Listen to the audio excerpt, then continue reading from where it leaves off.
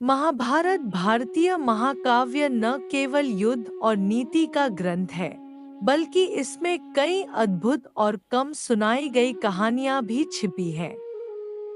यहाँ एक ऐसी कहानी प्रस्तुत है जो अक्सर अनदेखी रह जाती है।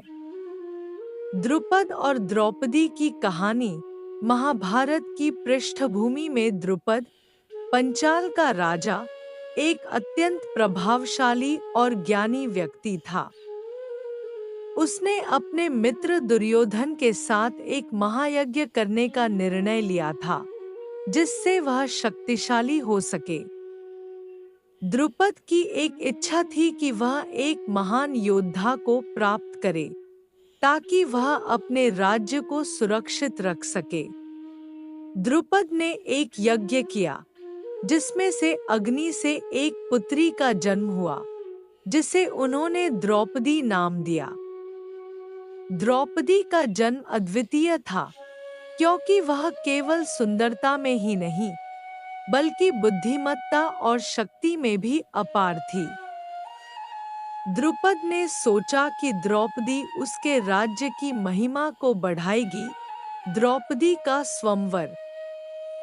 द्रौपदी के विवाह के लिए एक स्वयंवर का आयोजन किया गया, जिसमें सभी राजाओं और योद्धाओं को आमंत्रित किया गया।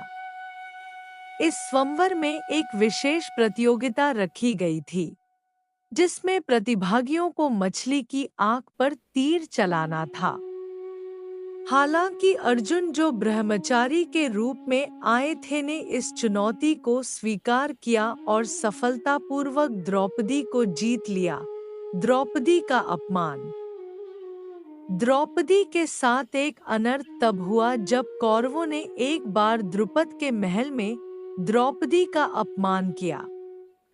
दुर्योधन ने द्रौपदी को जुए में हारने के बाद अपने भाइयों के सामने लाकर उसे अपमानित किया।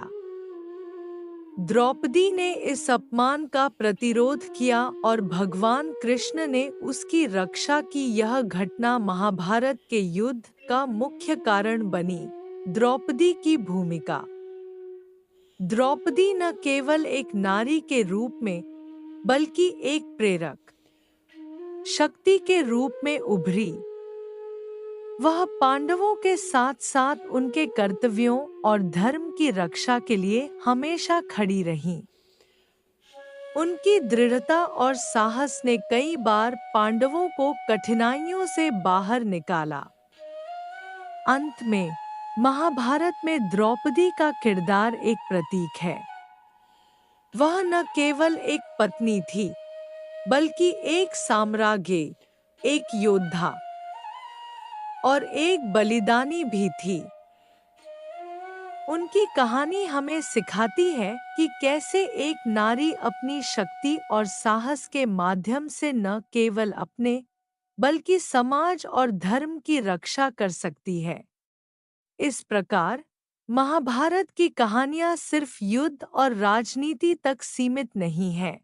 वे मानवता, धर्म और नैतिकता के गहरे प्रश्नों का सामना भी करती है।